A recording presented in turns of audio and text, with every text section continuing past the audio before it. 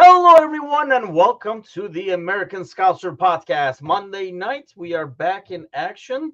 Different duo this time. We could not get the trio back together. Gally is out and about somewhere, but Bickler is back in action. I'm your host, as always, Timuchin here in Chicago. I'll do the weather update. It's vintage spring weather here. It's like nice. You're like, spring is here. Then it's like, it's not. Here's a little bit of snow. And then the next day, oh, it's back. So we're going back and forth. A great weather to get sick, which I'll probably do later on this week. But Bickler is in the house. Bickler, what's happening? You were missing in action last week. How does it feel to come back to Yeah, it feels great to come back to a full inbox of like 300 emails that I got to respond to. No, it's good. Happy to be back. This is the best part of my Monday, so let's keep it that way. Well, yeah, we'll see how that goes. Cersei is in the house, says, good evening, Jazz. Yes, thank God for the international break, which we do not say that very often, by the way, but it does feel like it, that's for sure. I almost feel like I wish this international break came a week or two earlier. It would have been possibly a lot better, but we'll find out. We'll find out and talk about that. Okay, let's start with this over here. As always, by the way, I didn't realize actually, but here it comes. Last week during the podcast, I totally forgot about the song. I guess it played in the background for 5-6 minutes at least. Gally noticed it, but you know, the good news is people enjoy it so much, Bickler, that it was just like jamming in the background. So there's that. Something to be happy about. Okay, so you are flying solo on this week's trivia question over here. Great. I knew you'd be happy about that. But honestly, it's kind of like a weird one where I'm just going to basically, it's going to be more of a guess than anything else. I don't expect you to know exact day over here. But in the 1920 COVID shutdown season, because I think we have like a 18-day gap or something like that right now, right? But in between the Premier League games. So in the 1920 COVID shutdown season, the gap was 120 days between the two games we played. What is the second longest gap in between two Liverpool matches in a single season across all competitions? DJ is really digging in deep over here. See, Ryan knows. Ryan appreciates music, man. We know. Well, I don't know. Ryan goes to the same concert 10 times, so I don't know how much credit we can give him, but Ryan appreciates good music. Good evening, Spencer. As people gather around, I'll repeat the question because I know you're going to ask again. 1919-20 COVID shutdown. We had 120 days between two fixtures of Liverpool. Second longest gap is what? Come on, you got this. I mean, I would have thought that 20. If you would have told me 21 was, I would have believed that. So I don't know. 24 days. I don't know. Ooh. Ryan has got the. Oh, that's right. The friggin' World Cup. It's the World Cup. It is not 35 days. It's pretty darn close. Take a crack at it. 30? I don't know. Oh, went the wrong way. 40 days between November 12th, 2022 and December 22nd, 2022. We have one long-ass gap, this one, which is very much needed as we head on over to and it's gonna come back with a derby too. But let's get to the week we left behind. Pretty darn disappointing week. We did talk a lot about the Champions League game, obviously, last week during the shows. So we'll spend most of today on the final and then kind of like looking ahead towards the end of the season because people have already started the transfer season. So we'll talk a little bit about that. What the heck happens? I guess when you look at the final, especially, I honestly thought, I know what you thought. I mean, we can give it a couple of minutes over here. The PSG match, I thought the second game, the first 90, I thought we played pretty decent. That was not, maybe I'm comparing it to the first game or something like that, but especially the second half and stuff, I thought we played pretty well and deserved to get something out of the game. Maybe not a win, but a draw, which would have been obvious enough. Overtime is a different situation altogether. But what do you make of that game carrying on to, and how do you think it was going to carry on to the final, even before the final started? I mean, I don't. To me, there's nothing. To me, this is 100% a physical reaction. Like, I don't think there's an emotional letdown. I don't think the loss carries over into the final. Like, I don't think doubt creeps in. I don't think there's any problem with the mentality of this team. I mean, we can talk about that we played PSG well, right? And I think the difference between PSG and Newcastle, we talk about PSG being one of the favorites of 2 or 3 teams left in the Champions League that can go and win that thing outright, right? Probably the best. If you look at that team and that manager, probably the best position to do so. Yeah. So, and then we look at Newcastle, who has been up and down all year, and kind of think that it's a huge letdown to go lose against a team like that. I don't think there's much carryover between the two, other than the fact that it's another match on the schedule and this team is just dogged. And like we talked about it in the first match, they looked tired. Like I think there was a lot of talking points in that second one where I think there's enough other things to talk about it. Maybe wasn't hit on as much. But I think when you look at this side, it's a side whose like midfield is completely gutted. And this is what we talked about all year. You can't continue to play Gravenberch. You can't continue to play McAllister. You can't continue to play Soboslai every single match, right? There has to be some reliance on the Elliots, the Joneses, the Endos. There has to be some sort of reliance on those players. And he has done a good job of getting them subbed in earlier in matches. Yeah. But I think what we're seeing in totality is a side who is just completely fatigued. And I think it's going up. It went up against the Newcastle side, who is playing its best football and has been for about 3 or 4 weeks now of the entire season, and is the healthiest it's been all season. So, like, it's 2 teams at totally different junctures in the season, in terms of the direction. And I just think, at the end of the day, you just looked second best in every way imaginable to that side. Yeah, I mean, it looked like physically, honestly, it was similar to the first PSG game, I guess, in that sense, where it looked like physically everything was like we were playing with a lag, right? Like everything was like a second behind, 2 seconds behind. So any like, like a rebound or like, deflection and stuff like that, they were the first ones onto it. And it felt like that in the Newcastle match as well. But but the thing is, we talked about this right earlier in the season when we were like pretty happy with how the subs were going on and stuff like that. So like a two-part question for you. So like I say, early in the season we were kind of happy, right? October, November, where we're like, yeah, see, these guys are going to be fresher come March and April. We're not going to fall off like we did last year on their club because he's substituting, these guys are getting. So are we finding out that it's not the 70th minute versus the 80th minute substitutions, but ultimately starts that matter for one? That's, I guess, my first question. Because apparently, I mean, we at the time said, I remember talking about it like on a Monday throughout the shows that, 10 minutes, 15 minutes, those will all end up. It'll be like they played a couple of games less. Are we finding out now that, they don't add up? You ultimately do need non-starts where they just rest. I think it's a couple things. I think that's part of it. I think we have the depth, but I don't think maybe we have the quality we think we have. Right? I mean, we've talked about like looking at the bench and it being quality for the first time in years, but that was like 3 or 4 years ago we talked about that. If you look at this bench now, you're looking at players like Jones and Elliott, who players that are near and dear to this club, came up through the academy or scouts we love. Um Endo, who's like, not far off from being my age, which is ridiculous to be starting. I think when you look at the pieces in totality, like they're pieces that the manager like can work with, right, and can use.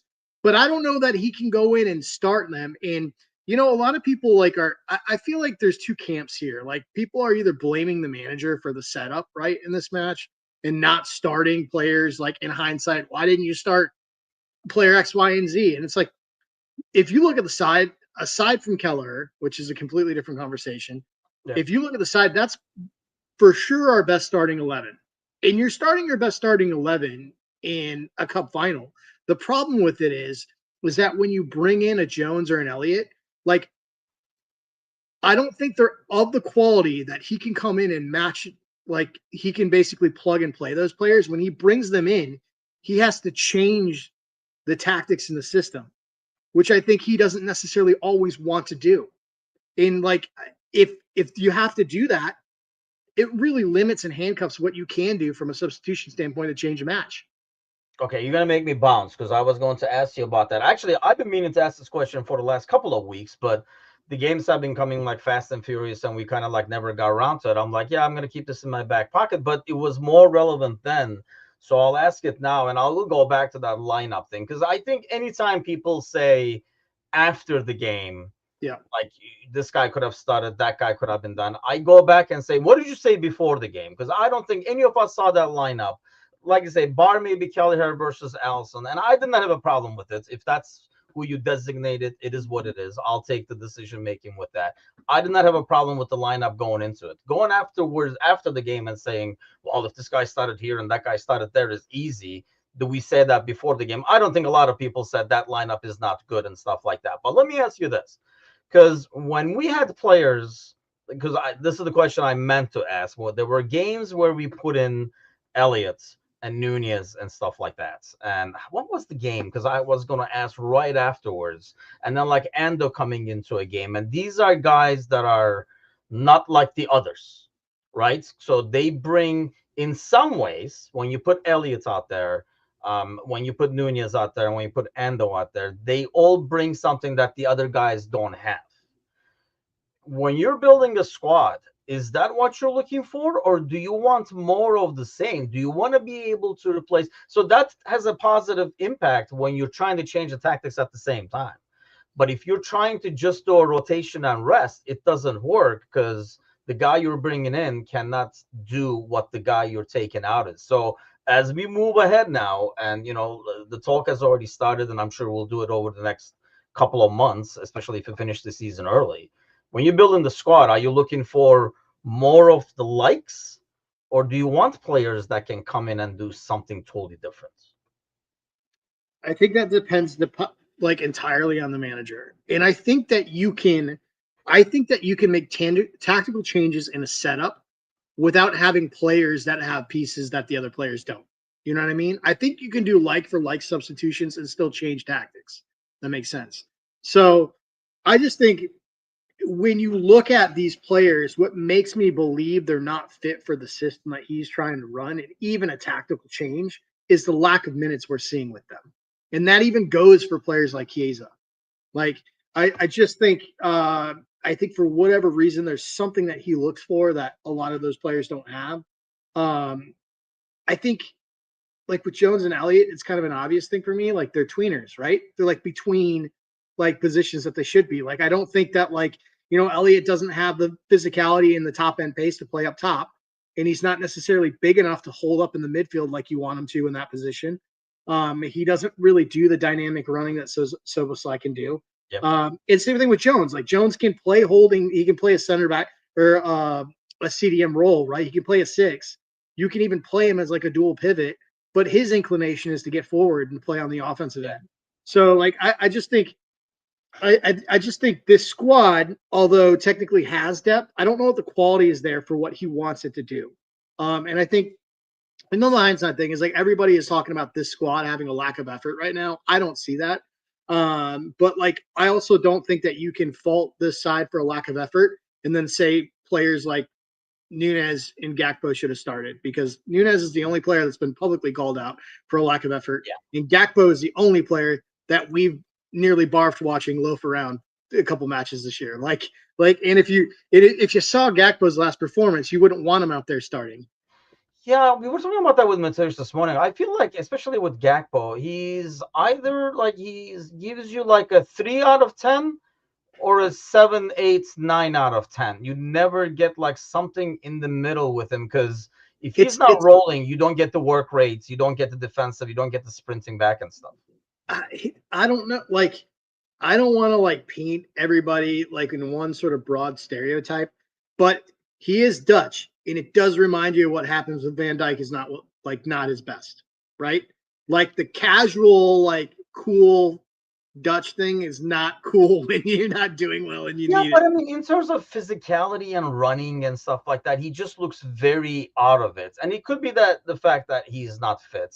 I kind of like get that. But yeah, I feel like this whole they wanted it more than we did thing is like the lamest and the easiest cop out scenario to just throw out there. I highly doubt anybody is like going out to a final and they're like, yeah, I mean, if we win it, we win it, I guess, but I don't really want it. I don't think any professional player is out there with that attitude, especially after the Champions League thing. Like, I can understand if they felt like, oh, we got bigger fish to fry, or that one is bigger to us and stuff like that. But I think everybody knew that this was kind of our, I mean, in some ways, last big game, if you will, for the season. I mean, you have like 9 games to get these 15, 16 points or whatever. But in terms of like the season, this was kind of like the last big game. And I'm sure these guys knew that. Ryan says, to be fair, Elliot was 100% responsible. The only thing with Elliot is I feel like he comes in situations that is very beneficial to what he's doing.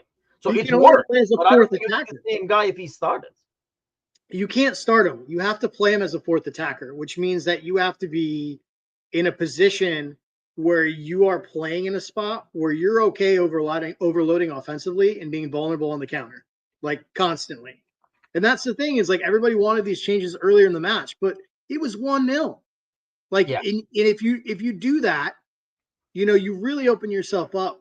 Like, whereas if you sit and see if you can get if you can get an equalizer in 10, 15 minutes, then make that shot and go for it, right? Like, you do it too early and you open yourself up in a big way, and it could be 3-4-0 very easily. I think part of that is, Newcastle really, really leaning back. So we have a lot more of the ball. I mean, one thing I do like about Elliot is how fast he moves the ball when we are in those situations where we're attacking and we have the other team back in their box, kind of a thing. Because we have seen very casual taking 30 seconds for him to get from right wing to left wing and stuff like that. He does move the ball around really fast and is constantly in movement and stuff like that. He's an asset there, but it's okay, like I guess that's what I'm keep coming back to. We talk about the depth, and I think the quality is there. I just think they're like special teams players, if you were. They're like very specialized. So you can only bring in Ando if you're protecting a lead. You can only Yep. bring in Elliott in certain situations. I Yep. think what we're lacking is a lot of people. I'll ask you that, I guess, because we were kind of talking about that. The second guessing of the starting lineup, a lot of it is having Jones start there, like similar to what we did against City. The problem I personally see with that is then if you go to overtime or something like that, there's nobody who can come into this midfield and do anything close to what the four you have over there is doing. But against City, you knew it was 90 minutes. If this game went to 120, especially already having played at 120, you did not want to put basically every able midfielder you have out there and then suffer the consequence. Because then, damn if you do, damn if you don't. We'd be kind of getting on his case for not saving legs for overtime. Well, yeah, 100%. You also got to look at who missed penalties. You want that to go to penalties and have Jones step up again. Like, there's a lot to consider. That's easy for us to sit from a sofa and yell at the TV about, but it's a little bit different when you got all these pieces on the chessboard. So are you just ultimately putting it to tire legs though? Because that kind of seems a bit, or is it a part of it like the tactics overall being figured out? Like people not letting Gravenberg do that turn. He's not too tired to turn. People are not pressing him in a way that he can spin around the other way anymore. Like some of these things have begun to be found out. Maybe. I mean, maybe it feels like a cop out, right? But when you're second to everything and you're losing every second ball, to me shows fatigue, right? Like when I don't see some of the runs I'm used to seeing these guys make, or like if you just look at the general output, to me it looks like tired legs. Like even certain circumstances where there are things that normally I think would fall on frame and that ends up in the fourth roll of the upper deck, and like you know what I mean? Like I think like to me that just looks like heavy legs. Like it just looks like a side that's been run into the ground. And like I don't know. Like I think it affects all of them, right? Like I mean, we always talk about like I don't know, dude. I think it's a to me, it's very difficult to look at that performance and take individual performances like and evaluate them individually because everybody to me looked below average, and everybody looked like they were just off of it, and everybody was second best to everything across the board. I just consistently think I just think it was a better. We lost to a better side on the night, and I just think that side looked like they had a lot more energy, and I don't think that's like a mental letdown. I don't think that this side wasn't up for that match. And they had the funny thing is the side that I thought it was going to be, and I don't understand the Mickey Mouse Cup though, because when we won it last year, everybody was really happy.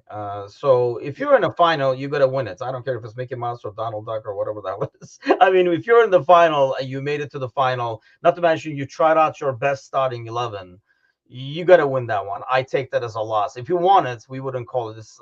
This is not. I know some things like the Charity Shield, Community Shield, whatever the hell it's called now, it's kind of like that. If you're in it, it's a big game. If you don't even know it until it's usually over or something like that. You turn it on, you're like, oh shit, that was today, kind of a deal. But I don't consider a League Cup final at Wembley and just like we just like showed up kind of thing. And I don't think the players saw it like that. So if it is tired, like, because you can have said that, Bickler, for the last, God, man, it feels like 4 or 5 games, doesn't it? That you could say that where it was really hard to pick individual poor performances. Yeah, I mean, it's been essentially since the end of February, which just so happens to be when most goals have dried up too. So, I mean, we can say that the front line's not doing enough to help Mo or whatever, but the bottom line is Mo's not creating chances like he was either. Like we went through, like when you look at January to February, the end of January, the end of February, he had 9 goals and like 6 assists in 8 games. Yeah. You know what I mean? So I think it's everything, and I think it makes it harder for that front line when the midfield is gutted, like when there's just no legs there. Well, that's the question, I guess. Is it I realize it's like chicken and egg kind of a deal, right? But I think people have figured out, and I'm sure they always knew that, but maybe it's a bit more focused that, hey, if you stop Mo, you can stop the attack kind of thing. But is that because the midfield has dropped, or the guys up top are not really creating anything by themselves that it does take the midfield to be able to end there? I just think the concept that we stop Mo, we stop Liverpool is laughable. This team is way too good for that. There's way too much talent across the board for that. If anything, it But just what was the stat that I think that Kazi was throwing in there? Like, I mean, it said 41 appearances, so I take that as basically the last 14 games because Gakpo has been out, so they've been pretty much playing that. Among them, Jota, Diaz, and Nunez, they have 3 goals in 14 where do games. the goals typically come from, right? They typically come from Mo, right? Yeah. The play usually runs through him. I think when we were firing on all cylinders, though, I think that a lot that was also just happening when Gravenberch was playing lights out. Soboslai was playing really well. I think all of those things contribute to that, right? And I think I honestly think that I think potentially the most important player in this side is Soboslai in terms of making it all work. I think his deep runs from midfield absolutely open up things that aren't there otherwise. And I think it becomes easier to defend Liverpool when you don't have that. It's kind of an indirect way to stop Mo is if you don't have that. But I mean, and this is no slight on Mo, right? I just, to me, I kind of think if your side is down and you're struggling, you want your 400,000 pound a week player to find some magic somewhere, right?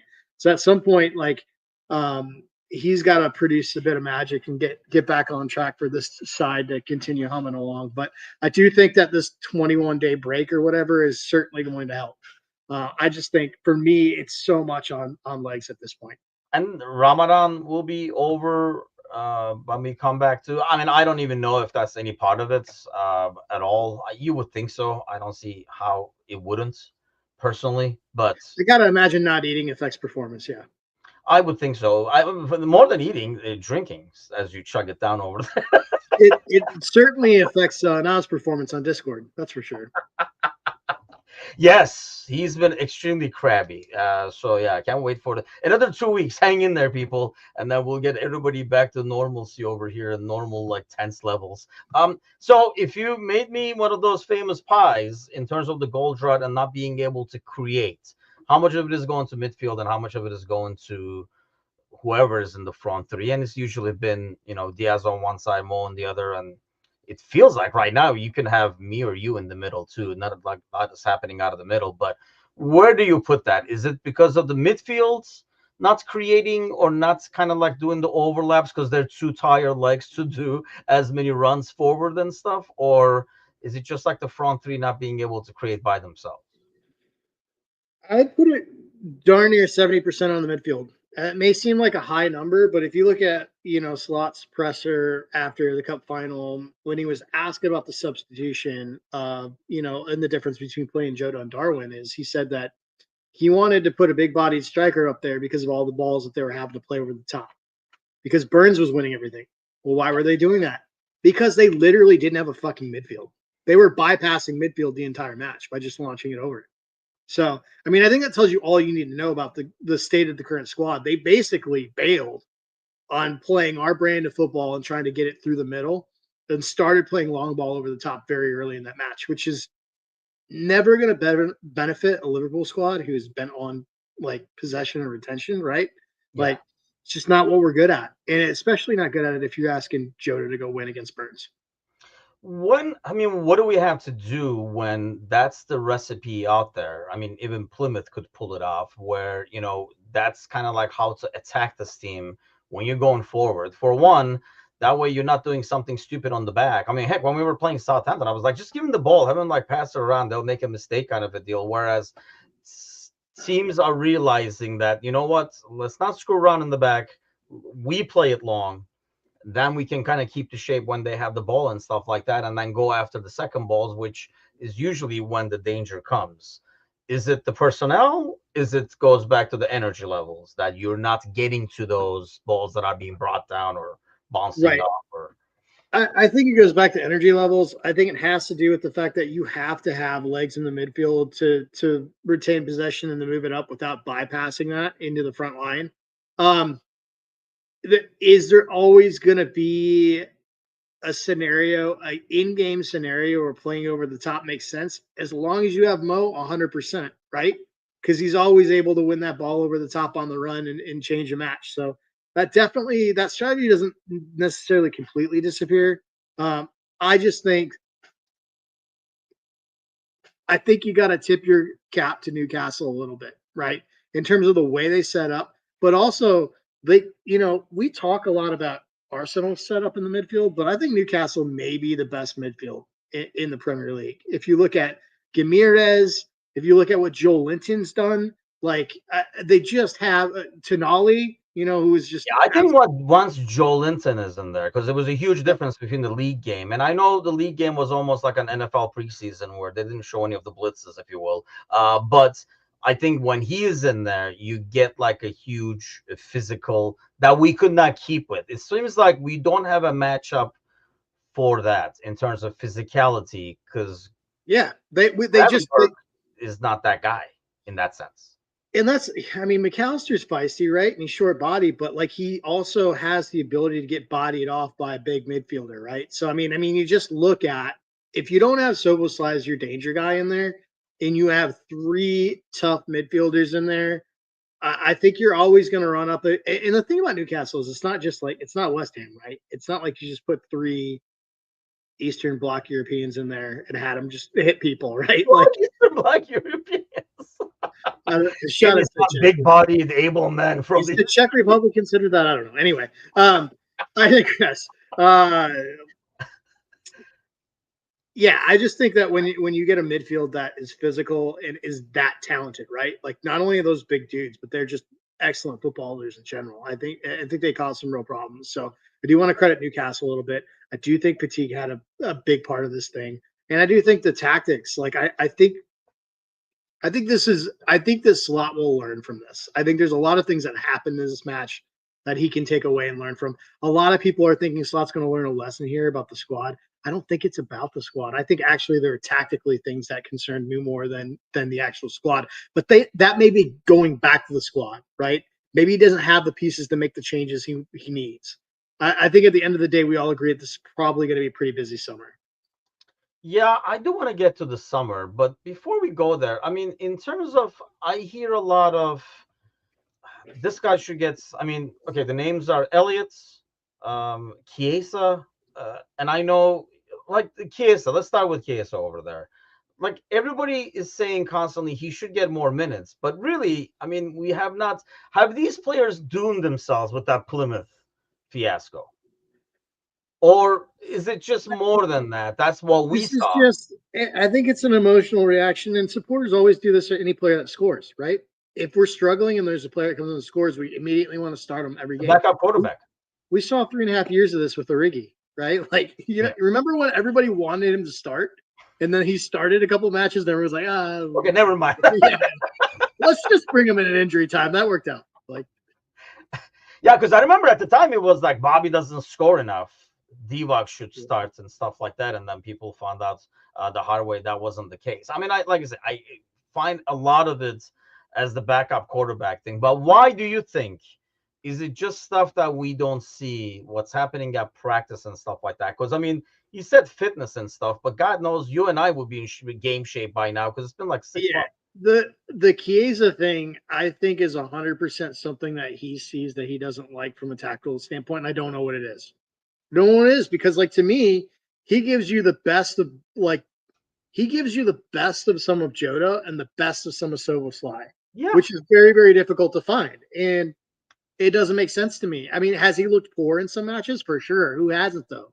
Like, so you're right. It doesn't make a lot of sense to me, especially considering, like, his he's not a cheap player. Like, it didn't cost us much for this to get the loan transfer, but the fees that we're paying are not cheap, like, in terms of his wages. So, like, yeah. I don't understand why he's not being utilized more. It is sort of a head scratcher. When I was mean, it like, that he played a couple of games, and you and I mhm, actually on a Monday podcast said yep, he might be the closest thing we have to Soboslai. yep. Yeah, and we thought that he could end up being a really, really important player because he could give you the ability to rotate SummerSlam more, so you didn't have to play him every match. He could also give you the ability to start and play very similarly to how they were trying to play Diaz. And I think that's where we really started talking about this, is when Diaz had that great match. I think it was Villa, or Chelsea. Leverkusen. Chelsea, when he was, like, Left or dropping. in the middle? He was in the middle and he was dropping deep as an additional midfielder. Maybe it was. I think it was Chelsea. Um, but we were talking about how, like, how good Chiesa would have been in that role, playing that, and we just never saw it. So, um, I don't know. It feels similar.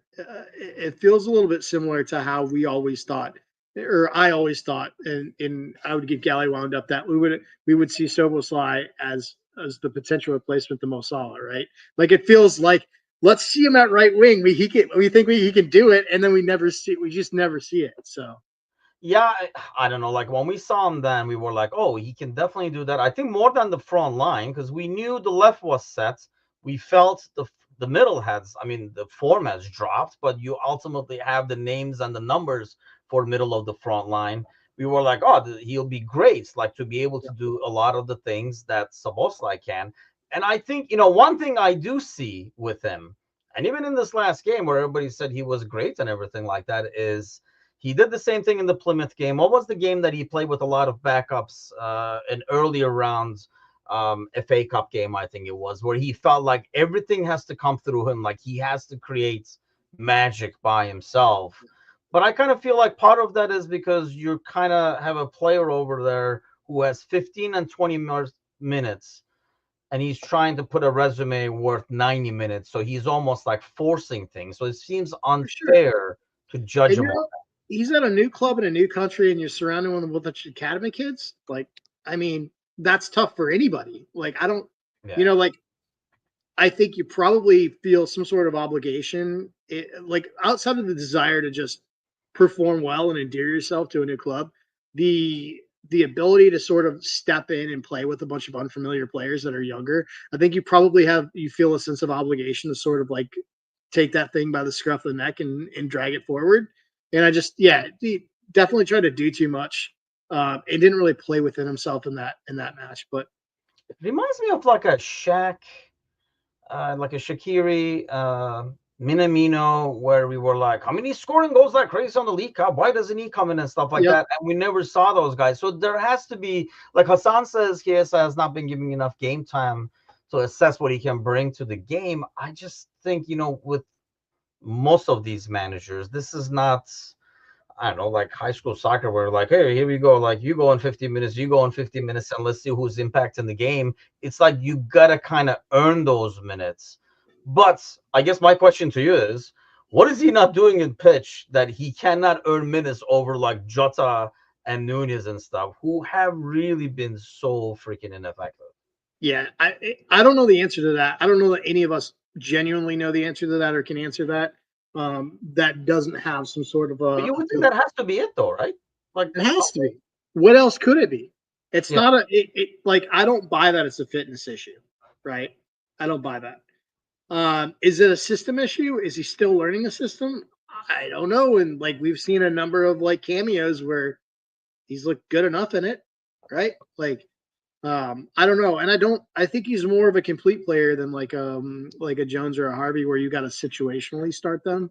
So like it doesn't make sense to me. But there's clearly something that happens in training that we don't see that we don't know. And I think I agree with you. I think the assessment of players doesn't happen in live Premier League matches or Cup matches or Champions League matches. It happens on the training pitch, right? You know what you want to play when you want to play, and then if you're subbing those guys in and giving them opportunities and bit part minutes, you grow those minutes if you really like that player. We saw this with Klopp. We've seen this with Slot already. Players that he really likes or believes in, they've kind of grown into those minutes.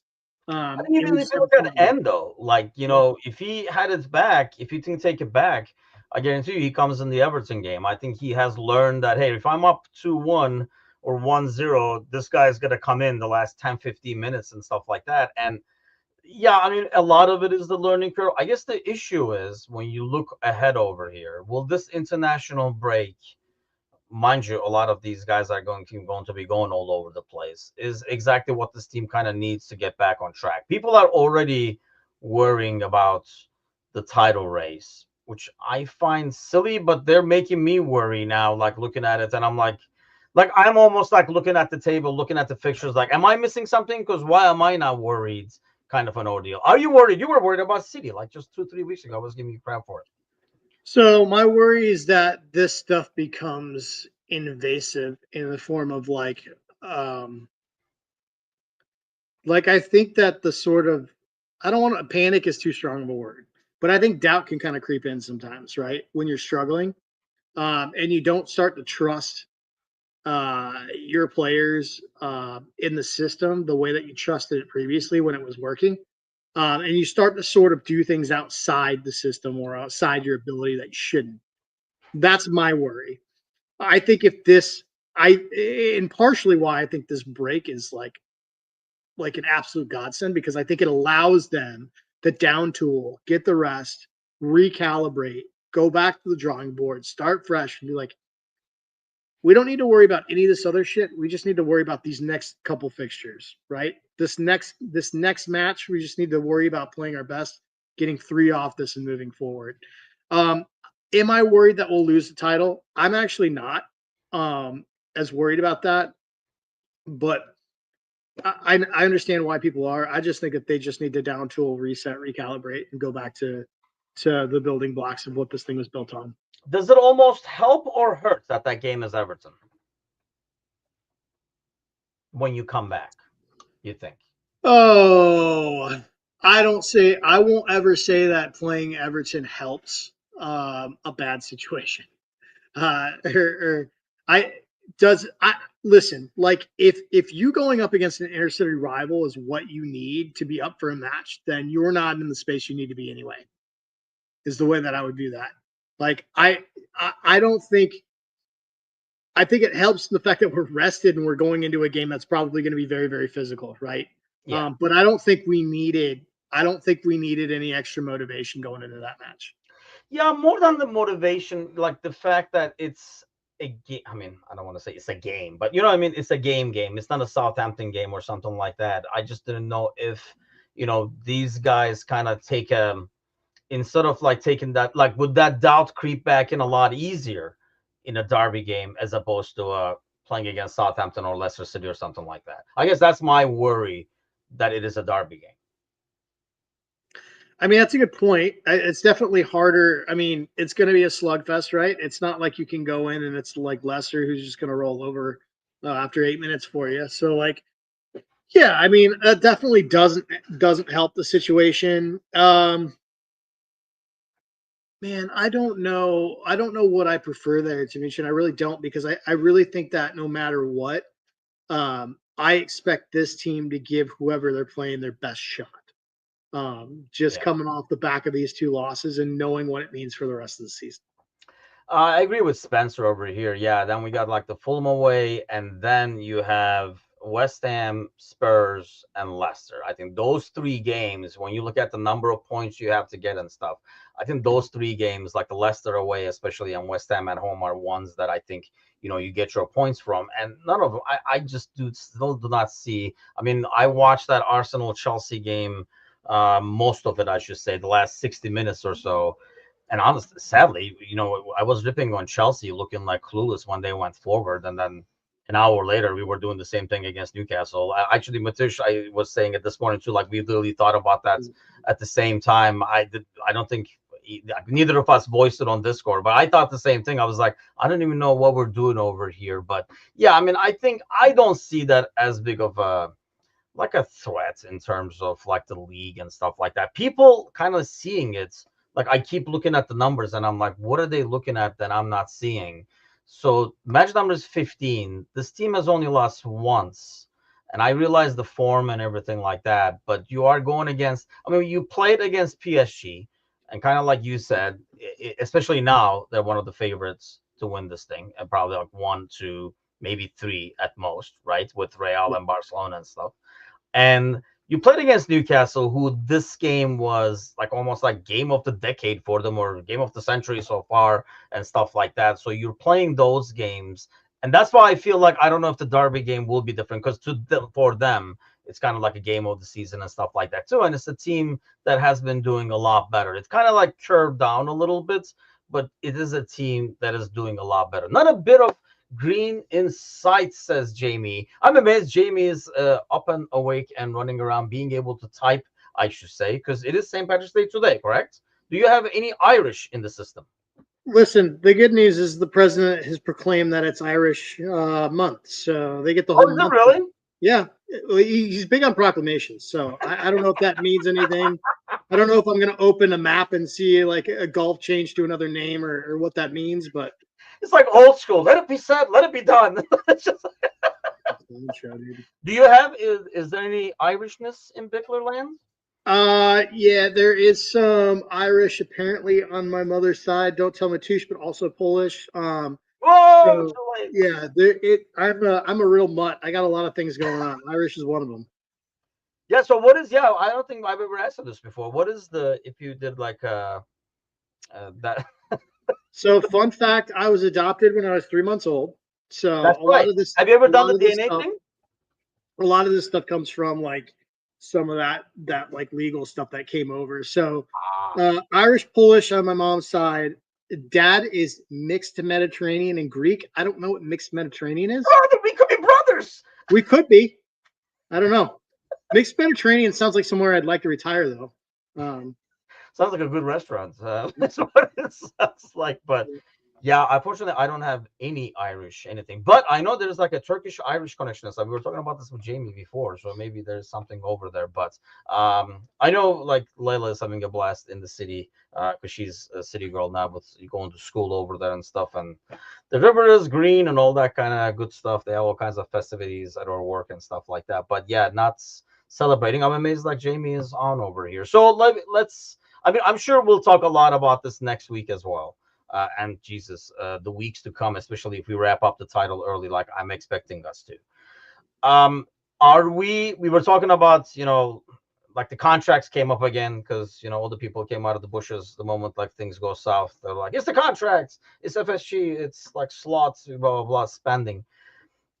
It's looking more and more like all these things we talked about, like the squad, the depth, the quality, maybe not the same pieces. They're like special teams, all that kind of stuff.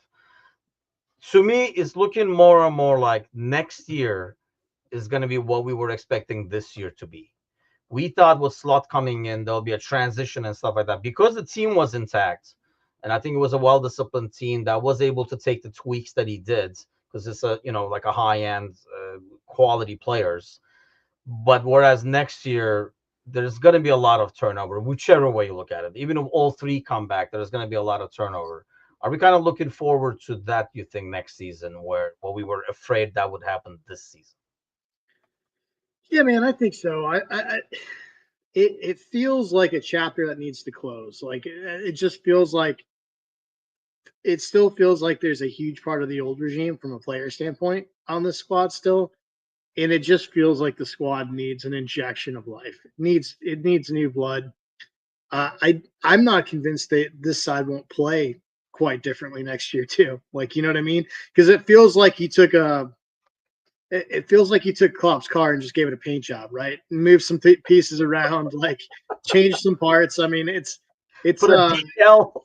yeah, there's some differences, right? I mean, but when you have a player like Trent and you have a fullback like Rabo, like I don't I you can't tell me that he's playing those guys the way he wants fullbacks to play, right? Like I just think that this probably looks different next year from a setup standpoint and the way that team kind of plays. Yeah, and we still don't know. When we talked about this before, we don't know really. People are picking up their, favorite forwards that we should spend 120 million on, but we don't even know what kind of a forward he's ultimately looking for and he wants to use. Ryan says, which I've been saying this for a while, but that we'll lose Trent, Mo and Verge will stay. And then, yeah, I mean, then the shopping list is really long, and I think it's longer than that because this is It basically is. as of things now, like what Ryan is saying is with the left back, right back, center back, midfield or two, and definitely a striker. And this is not bearing in mind that there'll be some people leaving that are basically not a fit at the end of the day. And Yeah, I how mean, and if do you you think take, rumors are? I think there's outside of goalkeeping, there's an argument to be made that you can make significant additions at every level in this side, right? Like at Yeah, every position. I mean, if you take Mo out of the equation and you look at your wingers probably need to be overhauled, which is crazy because we've always had 9 left wingers. So, like, I mean, if you look at it, like, I mean, there's some serious work to be done to this squad. So, yeah, it should be a busy summer, and if it's not, especially this with will be what the I first don't summer. like If doing it. if there's not, this will be the first summer I'm on board with bashing like administration. In some ways, though, it's weird, right? Like when you win, if they win the title, would that not be for FSG a great time to blow it up and say, while it would be maybe easier to say, oh, this team won a title, let's add one or two pieces and keep what we can. One, in some areas, it's an aging squad, and you don't know if those guys are going to be doing the same thing. And two, in some ways, like behind the scenes, in terms of optics and all that kind of stuff, it's not a bad time to kind of blow things up. You're like, we just won. So, we can have 2, 3 years where we don't win again in terms of like the FSG approach and stuff like that and say, you know what? Yeah, let's get a couple of guys that might be more of a project or more of like, might take a year or two to kind of like bed in. But what better time to do it after winning the title, you think? Or do you just say, we won the title, let's keep the core? I mean, it's very possible. And if you think like that, there's a justification for not re-signing a Mo and not Yeah, re-signing a Virgil van Dijk. There isn't a justification for not getting a fee for them though, which is my problem, right? yeah.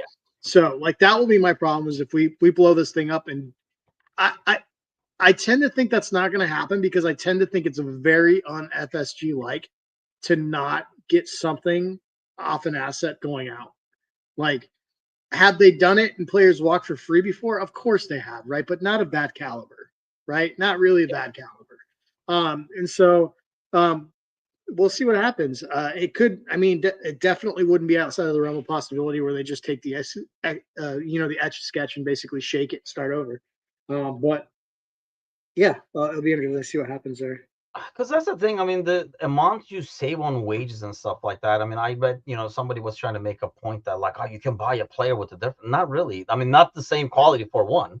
and then you're kind of like taking a shot in the dark. I think in some ways, I feel like the transition would be a lot smoother, and I would think Slot would really want the key thing to this. I think is ultimately Virgil is being able to keep him so that Yep. you can. I think if you keep Verge, you can change left back, right back, and stuff like that, and still be able to be solid in the back line. Whereas if you lose Verge, I think that whole back I line. think that losing Verge is a scary thing because like captain, center back, like center backs are there's not a lot of elite center backs out there, like just in general, like at that level. And secondly, what else you got? You got a kid in Kwanzaa and you got Kanate who can't stay fit, right? Like so, like I think losing Verge is pretty scary. And I don't. Are you buying the PSG rumors? No, I can see the easier life. Would you want that? I mean, instead of this like ridiculous schedule, would you want that on the last couple of years, or would you? I feel like the slot thing and stuff. Maybe we're reading too much into the Dutch connection and all that kind of things, but it feels like they have a good dynamic. Maybe it's just optics, or because things are going well overall. I don't. Verge doesn't strike me as the type who wouldn't want to go to PSG. Like I think he would. Like he strikes me as a dude that would, do all right in Paris, right? Like I think, but I think like for me, I, I feel like he's the type of player that wants to go out on his own terms, and like this doesn't feel like that, really. That's fair. Yeah, that's a good point. I can see that too. I mean, like I say, I've always said Verge, Mo, and Trent, which Yeah, whatever. But um, so what is your feeling right now as things stand on March 17th here? I still feel like Mo and Verge are done, in that like this thing is waiting and hinging on Trent. I'm still on the same thing too. I'm just not thinking. I mean, you just what you see. But okay, I asked this. I think to Matush this morning. We were kind of like talking about it. When you see Mo in the last few games, and like you say, I think a big part of it is Ramadan. I know people downplay that, but I think a big part of it is that. And like we talked about the midfield and stuff like that.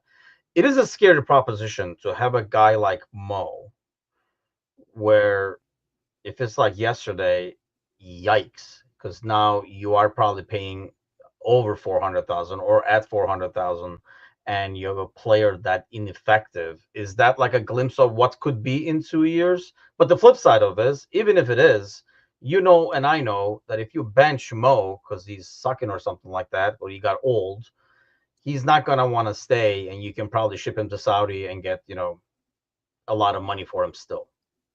Yeah, listen. I'm not gonna say that Mo's dropped off, like in terms of like what we're seeing now is the beginning of the decline of Mo, because the rest of the season prior to end of February doesn't Yeah, indicate that, right? that does So line up with Ramadan, so there's that. yeah, yeah. I mean, if you're telling me like the month of from January 21st to February 23rd, he had 9 goals and 6 assists in 8 games. Like, I'm not gonna say he's dropped off because he had a bad couple weeks here. Yeah. I do think like I agree with you. I think he is somebody that you can hold on to, and if you got a drop off, if there is a drop off, there's still value there for somebody, right? Like Mo at 50% of what he is now is probably the fastest player in League One. like, you know what I mean? Or Serie A. If he goes to Italy, he's automatically the Especially best. with the ball. Yeah, I Yeah, mean that's the thing. I yeah, I think there's always, I mean, the whole Saudi thing by itself, there's always gonna be, because of his like unique, and he's like, being Muslim and stuff like that. That market is always going to be for him, even if he was like out of form or not his old self and stuff like that. I mean, Ronaldo went there, right? I think and did well, and I know Mo will do well over there. It's just I think Mo's the kind of guy who wants to be at the peak, like play at the high level. Because I don't think he's yeah. gonna take the satisfaction of going over there and scoring 20 goals. He'd rather stay here and score 12. Yeah, I think because he's like soft spoken, uh, I think people think that he comes without pretense or ego, and I definitely think he has an ego. Like Oh yeah. I think you know what I mean. I think that's, and I think the scoring records at Liverpool, he'll probably never. I don't think he's not ever going to be number one, right? But Yeah. I think where he is on that list matters to him. And not to mention, dude, you're looking at like overall numbers now with all the records and stuff. He's being in conversations with. I mean, I'm hoping to God that the Hazard conversations are over. If not, they would be over in a couple of seasons for sure when you Yeah. compare numbers. And people are talking about like, he's like challenging like Henri's record and stuff like that. And I think for a guy like Mo being in the Mount Rushmore, if you will, of Premier Mhm. League means a lot more Yeah. than going over there and making an extra 200,000 a week. Yeah. I mean, I agree. I totally agree with that. Yeah. And that's why, well, I mean, like I say, there will be a lot of, unfortunately, and that's probably the worst spot because I do think in the next 3 to 4 weeks we will get the points, and I think Arsenal will drop even more Hmm. points where the league is going to be done. Let me ask you that before we go. If that is the case scenario, let's say you have 5 games to go over here, do you think we will kind of get what we got with Curtis Jones, for example? Was that last season where he had like a run of like 6 games where he started? Do we see something like that with like Elliott or Case or somebody like that and say, let's see what you got. This is your last audition. If we see it, I think it'll be with Darwin. Um, Would you buy that? If he went like the last 5 weeks and you threw him out there and he did well, would you then buy into it? Because I'm at the point where I'm no, I not. wouldn't. I wouldn't. And I think you do that not because you're trying to get him like acclimated and like geared towards next year. I think you're doing that because he's in the shopping window.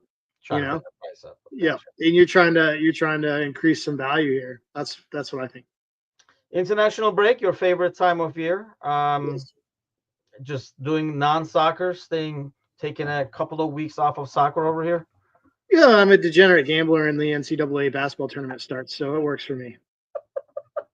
I think that's like it's like a heaven for degenerate gambling. I It think is. we will It's probably good. roll the dice too, just to make things interesting, because there's not going to be any other sport on. So, and I can Yeah. only watch Turkey play Hungary so many times. I guess I get to watch it twice.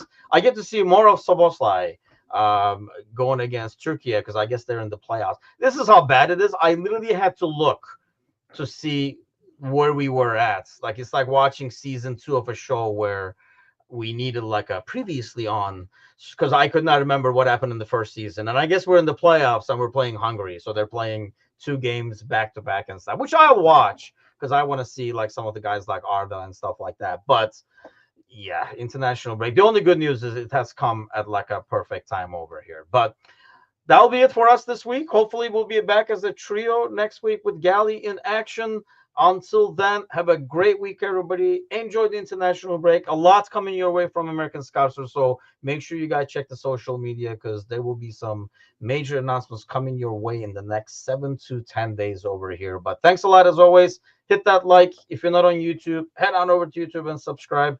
And we'll see you guys next week. Take care.